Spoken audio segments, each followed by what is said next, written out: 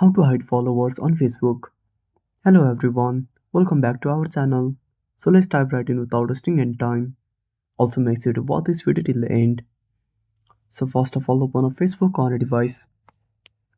Before starting the video, make sure to update Facebook to the latest version. Then tap on profile. Now tap on three dots or simply tap on edit profile. Now scroll down. Now next to details, tap on edit. Again scroll down and unselect followers and tap on save.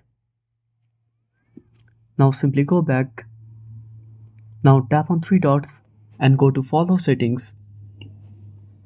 Now tap on who can see your followers on timeline. Now select only me and tap on save.